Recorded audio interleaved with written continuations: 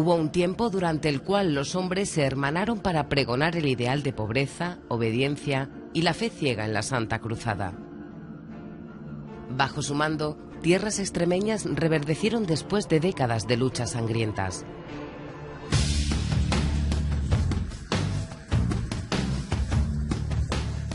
Al sur de la península, estos caballeros prosperaron militar y económicamente, dejando su huella en multitud de castillos, iglesias o conventos.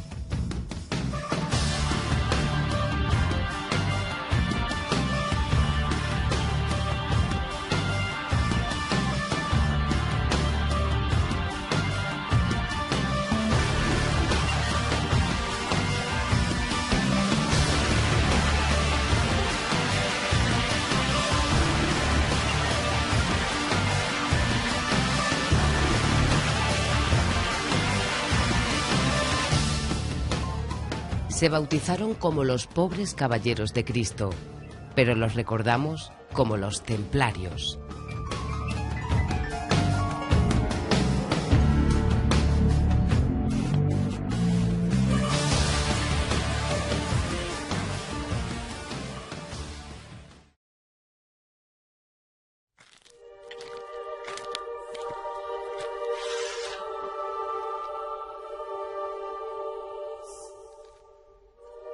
El origen de los caballeros templarios hay que encontrarlo en el contexto histórico de la Primera Cruzada. El Papa Urbano II, que buscaba aliados para el Imperio bizantino, predicó en la Europa occidental la conquista de la llamada Tierra Santa.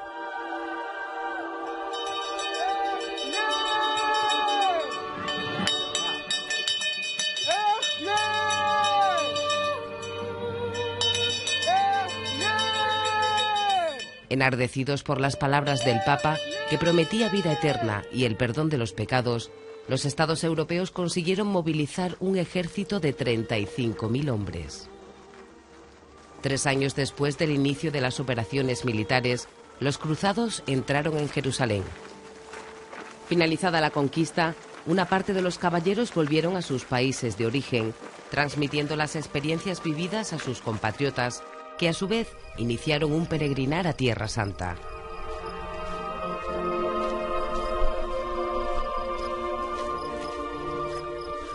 Muchos de aquellos peregrinos nunca llegaron a su lejano destino, víctimas de salteadores, de enfermedades o de la propia dificultad de un larguísimo y peligroso viaje.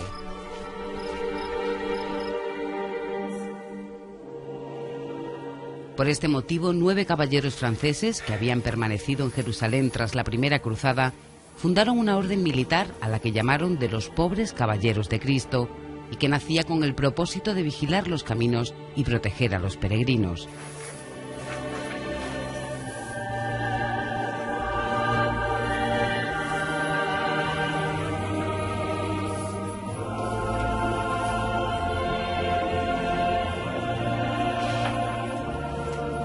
El rey Balduino los alojó en una mezquita construida sobre el antiguo templo de Salomón, por lo que fueron conocidos como los Caballeros del Templo o Templarios. Los templarios son una orden innovadora, suponen algo nuevo que en la Edad Media no había habido. Y esa novedad está anclada en la idea de quien es su gran mentor, que es Bernardo de Claraval. Bernardo de Claraval es un monje cisterciense y que entonces piensa cómo puedo atraer a los caballeros que a lo mejor no tienen que ir a hacer las cruzadas y quiero vincularlos a este proyecto del Temple. Lo que concluye es que la guerra es un elemento de santificación, de salvación, que la guerra es santa cuando está justificado por motivos religiosos. Yo creo que esa es una parte importante para saber por qué tuvo tanto éxito la Orden del Temple, porque le ofrecía a los soldados la posibilidad de ir al cielo con la espada, aparte de la cruz, de ahí que fueran monjes y soldados. Los templarios vendrían a ser una milicia, son grupos de caballeros, que se integran o bien en una hueste de un rey, o bien en una hueste de un señor, o bien actúan incluso por su propia cuenta. Sin embargo, los templarios crearon una serie de códigos de comportamiento que sí regulan perfectamente las cadenas de mando, incluso el uso de uniformes distintivos, que serían un antecedente claro del uso de uniformes en la guerra, y por eso tienen una importancia tan destacada, especialmente en campañas militares que se desarrollan en Tierra Santa en torno a la defensa de Jerusalén. A la primera cruzada le siguieron 8 más, y ese fue el caldo de cultivo para que los templarios crecieran en poder y popularidad.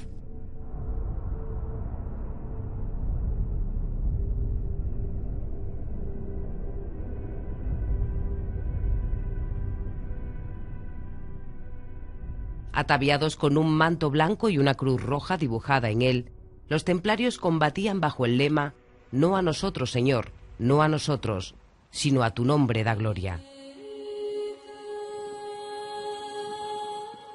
Su poder no tardó en extenderse por toda Europa, llegando a la península ibérica de la mano del por entonces Condado de Portugal, pues existen evidencias del parentesco de nobles lusos con los fundadores de la orden. Sin los templarios no se puede entender el nacimiento de la nación de Portugal.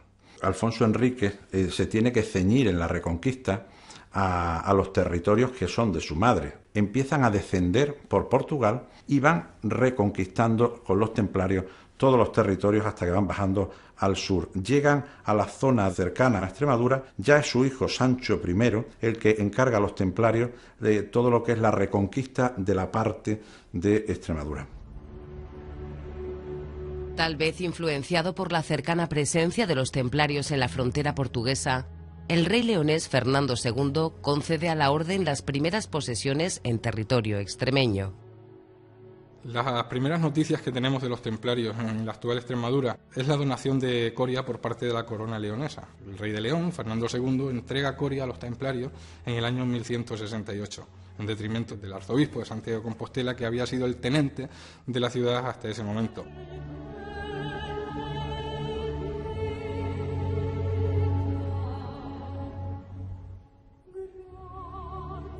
Para defender las vías de comunicación que conducían a Coria, los templarios disponían de varias fortalezas estratégicamente situadas.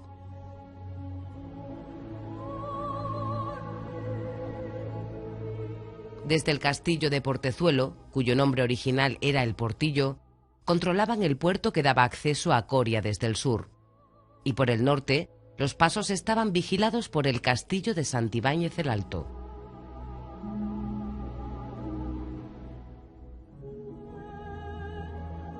El único paso del Tajo río arriba también estaba bajo el control de los templarios de Coria. Tanto el puente como el castillo de Alconétar formaban parte de una encomienda templaria. En esa encomienda inicial irían sumándose otras pequeñas posesiones, otra serie de castillos que van aumentando de alguna manera ese señorío primigenio que tienen los templarios en la actual Extremadura. En las campañas militares de la actual región extremeña participaron los reyes de Portugal, León y Castilla, y de todos ellos los templarios obtuvieron concesiones.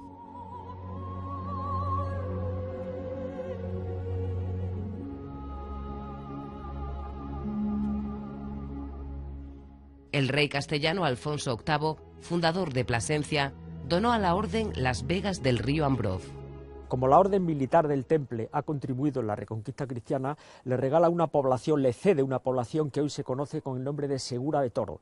Ahí la orden militar del Temple va a construir el castillo fundamental donde va a estar, digamos, el centro neurálgico de la orden del Temple. Esto realmente se funda a partir del año 1186, cuando Alfonso VIII hace la primera repoblación de la zona del área de Plasencia. Segura de Toro ya fue un punto estratégico en la época de los Betones, como así atestigua el toro de piedra presente en la plaza del pueblo del siglo VI a.C. y que da nombre a la población.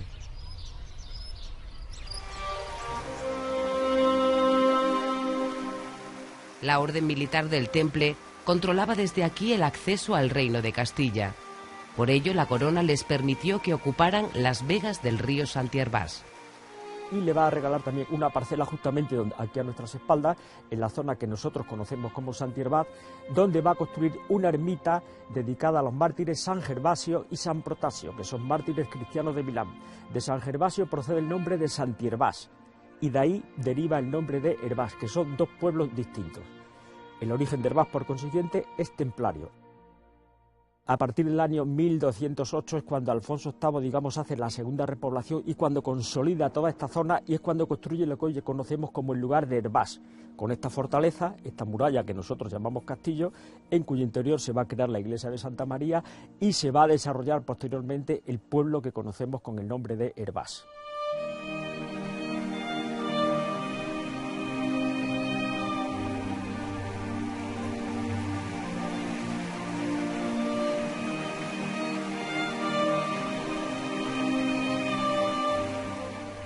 La pequeña comunidad templaria ocupó las vegas del río Santi Hervás, que originalmente era sorteado por una pasarela de madera. No fue hasta el siglo XVII cuando se construyó el puente de piedra.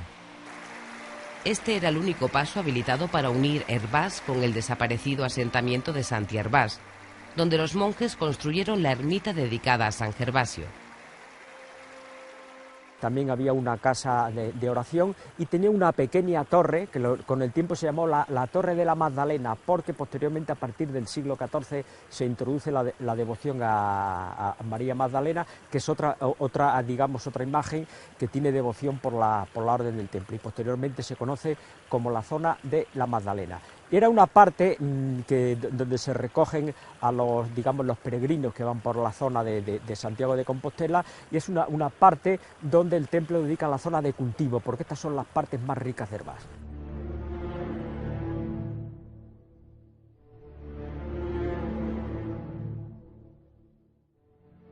Como consecuencia del reparto de los territorios conquistados a los musulmanes, surge un enfrentamiento político entre la Orden del Temple y el Concejo y Obispado de Plasencia, y que se va a prolongar durante todo el siglo XIII, hasta que la Orden asumió la custodia de la zona castellana, delimitada entre Cañaveral, el río Tajo y la Calzada Romana.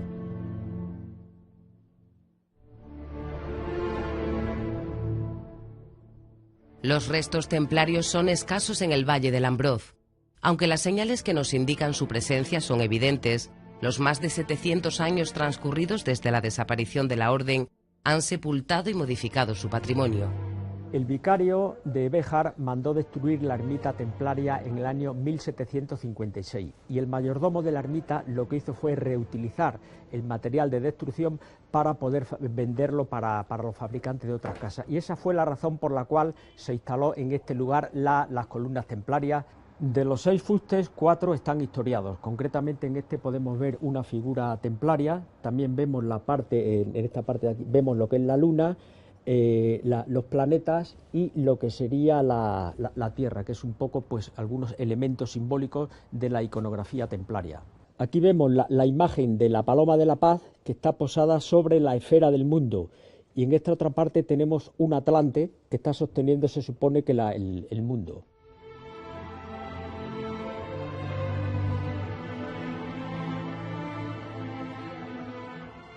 Los cristianos se preparan para una gran contienda militar.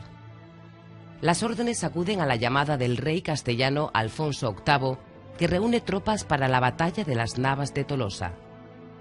En el reclutamiento de soldados entre la población, se percibe nuevamente el desencuentro entre el obispado de Plasencia y los templarios.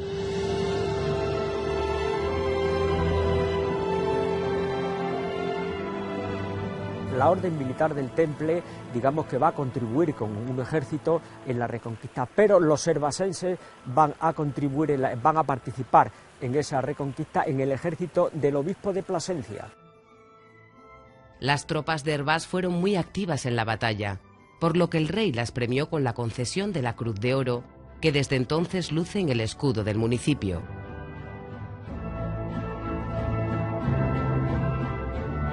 En el año 1217 hereda el trono de Castilla Fernando III, conocido como el Santo.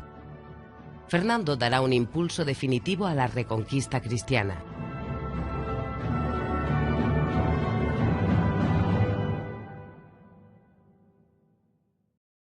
En apenas una década, las tropas castellanas alcanzaron las comarcas de la Siberia y de la Serena. Estas tierras estaban integradas en la Cora o provincia de Fas al-Bayud. Su capital era Gaet, actual Belalcázar. El territorio musulmán estaba salpicado de poblados fortificados llamados Isin. Uno de los más poderosos era el de Cabal, que ocupaba las laderas del castillo de Capilla y desde donde se controlaba el paso entre el valle del Guadiana y el valle del Guadalquivir. Cabal, la ciudad islámica, bueno, pues contaría con una alcazaba de la que apenas quedan restos visibles. Sí es verdad que en el actual castillo, en las zonas bajas, sí encontramos restos de tapial fechable en época almohade. La población, bueno, pues estaría asentada en las faldas del cerro y en la parte más elevada contaríamos con una alcazaba, con esa parte más fortificada, una cerca que protegería a la población. Pues sabemos por las excavaciones que se han llevado a cabo en los últimos tiempos que son calles y casas y viviendas perfectamente adaptadas a la orografía y a la pendiente del terreno.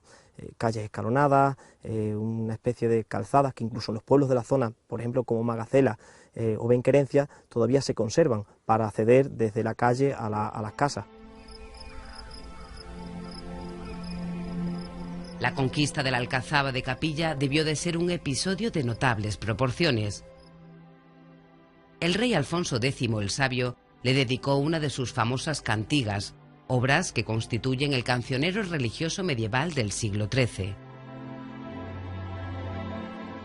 Cuando las tropas de Fernando III se aproximan al lugar, la entrega iba a ser pactada, pero al final los defensores del lugar se echan atrás y la ciudad se somete a asedio que dura unas 14 semanas y además es bastante cruento, ¿no? Con toda una serie de dispositivos militares como maquinarias de asedio y de asalto para conseguir rendir la plaza.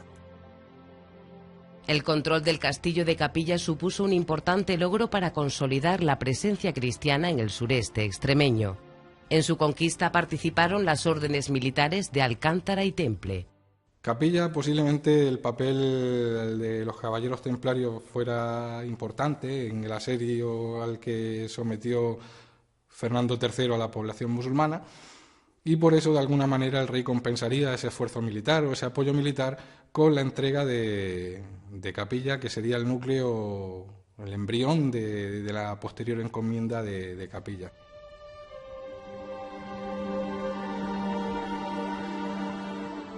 Al igual que en otras encomiendas, los templarios prosperaron poniendo en práctica sus conocimientos en organización logística y económica. Su huella arqueológica es escasa, destacando un convento en Cabeza del Buey. Con el andar de los siglos, la fachada templaria ha quedado rodeada por el complejo devocional de la ermita de Nuestra Señora de Belén, el monumento histórico-artístico más importante del municipio.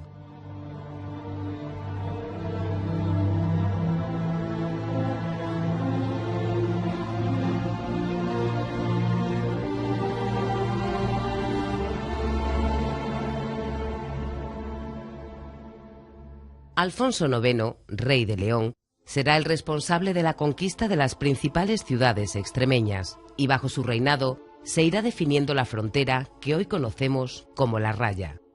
Ya empieza la protección de la frontera con las órdenes militares, porque los reyes de León, sobre todo, van a encargar a las órdenes militares la protección de la Raya con Portugal. Cerca de esa raya imaginaria se encontraban importantes enclaves musulmanes que aún ofrecían resistencia al avance cristiano.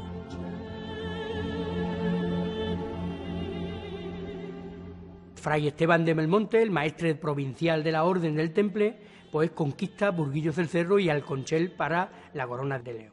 En ese momento comienza la ocupación templaria de nuestra zona. A partir de ahí van a extenderse por un amplio territorio desde el 1230 hasta la disolución de la Orden en 1312, a lo largo de más de 80 años.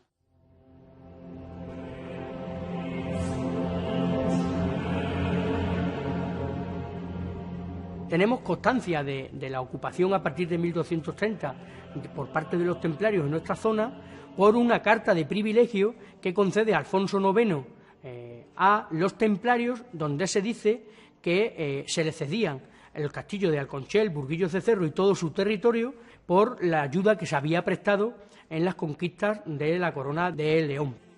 A la muerte de Alfonso IX, rey de León, le sucede en el trono Fernando III el Santo, que ya reinaba en Castilla. Así, los dos reinos formarán un solo estado bajo la corona de Castilla y de León. Fernando confiará la gestión del territorio reconquistado a las órdenes militares. Por ello, en 1244 ejecuta el privilegio de su padre Alfonso IX, beneficiando generosamente a la Orden de los Templarios. En un principio, Alconchel y Burguillos del Cerro tienen su importancia para la expansión de los templarios en todo el amplio territorio que se constituye como encomienda de Jerez, que tiene 4 sitios fundamentales: Jerez de los Caballeros, Alconchel, Burguillos del Cerro y Fregenal de la Sierra. A partir de esos 4 núcleos se extiende toda una red de villas, iglesias, alquerías. En el concreto, en el caso de Alconchel, pues tiene bajo su posesión, bajo su núcleo territorial, tiene una extensión de 960 kilómetros cuadrados, donde se incluyen poblaciones actualmente muy importantes como Oliva de la Frontera, Zaínos, Villanueva del Fresno, Valencia de Montseny y Cheles. Incluso Táliga y Olivenza, incluido Barcarrota, pues están bajo la influencia de la fortificación y el castillo de Alconchel templario. Este control territorial es un claro ejemplo del poder que iba acumulando la orden, pues si Alconchel o Jerez de los Caballeros pertenecían a Castilla y León, Olivenza formaba parte del Reino de Portugal. Sin embargo, eso no fue un impedimento para los templarios, que poco a poco iban tejiendo una sofisticada red internacional. La multiplicación de concesiones territoriales por toda Europa obligó a los templarios a dividir administrativamente su territorio en provincias. Las provincias, a su vez, se dividían en encomiendas. Cada encomienda estaba dirigida por un comendador. Sin embargo, cuando un municipio, a fin de cuentas una encomienda, dirigía una multitud de municipios, ese territorio pasaba a denominarse bailiato y era gobernado por el llamado bailío.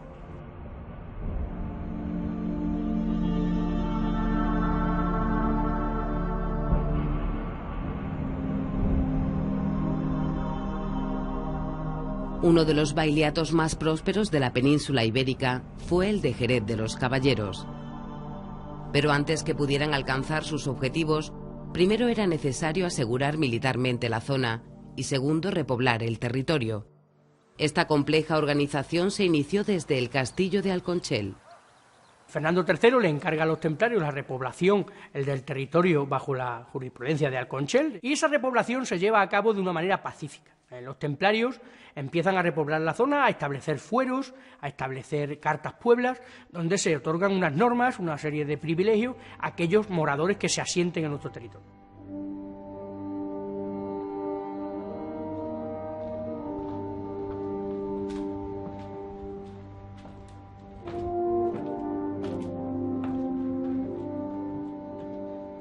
Por encima de su imagen icónica de guerreros implacables, los templarios eran sobre todo hábiles administradores. Fomentaban la ganadería, la agricultura y el comercio con un fin último: la recaudación de impuestos. Por ello se hacía preciso crear un entorno apropiado que facilitara el crecimiento de los pueblos, que en la mayoría de los casos eran pequeñas aldeas y fincas agrícolas, llamadas por los musulmanes alquerías. Las primeras casas de Alconchel como pueblo pues se establecen en la ladera del castillo, con diferentes subidas hacia la fortaleza, porque en caso de asedio la población se metía en la fortaleza. Hay 2 calles de acceso a la fortaleza directamente, mientras que ahora la mayoría de calles empiezan a expandirse a partir del siglo XVIII de norte a sur. Sin embargo, el primer núcleo poblacional del castillo de Alconchel, que es el casco antiguo de la villa actual, pues se establece de este a oeste, se orienta de este a oeste, y en él vivían pues los moradores, todos los moradores que los templarios pudieron atraerse, incluido la población judía, que vivían en las calles más estrechas de la población, en barrios auténticamente judíos, donde se mezclaban con la población cristiana.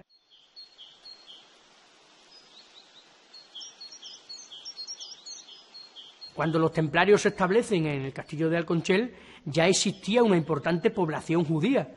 Así consta en el reparto que se hizo por parte del rey de Castilla y León de maravedíes entre las aljamas judías. Consta la de Alconchel, en el que se reparten más de 400.000 maravedíes en manos de los judíos. y la población templaria permite que se queden los moradores que vivían en aquella época, la aljama judía, y que se dedicaran al comercio y al tráfico de mercancías en la frontera.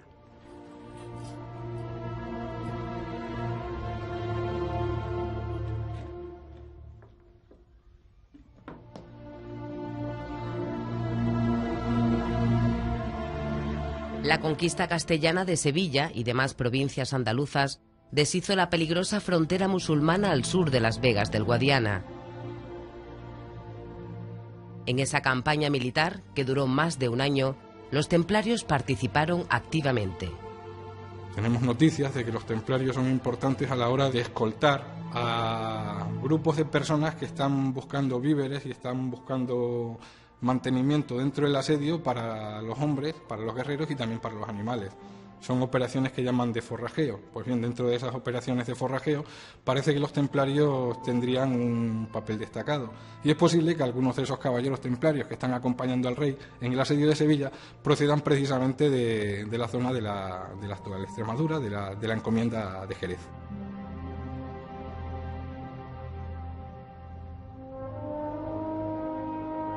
A partir de 1271, los templarios trasladan el control administrativo de Alconchel a la encomienda de Jerez de los Caballeros, que en aquellos años era conocida como Bailiato de Xerez Equitum. ¿Por qué se traslada el centro de referencia de Alconchel o Burguillos a Jerez de los Caballeros? Pues por su importancia estratégica en la zona en la que se encuentra.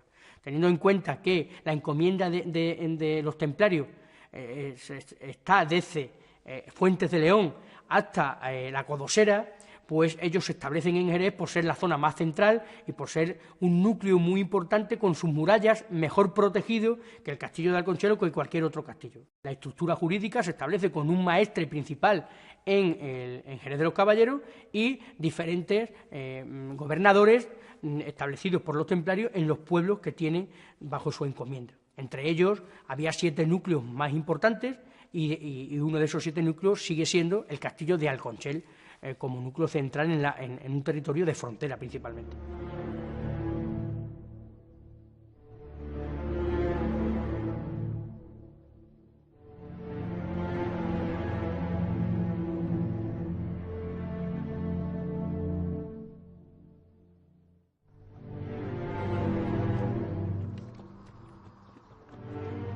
Una de esas fronteras, entre Badajoz y Sevilla, la marcaba el río Ardila, que era cruzado por el puente de la Bazana, bajo control de los templarios de Jerez de los Caballeros.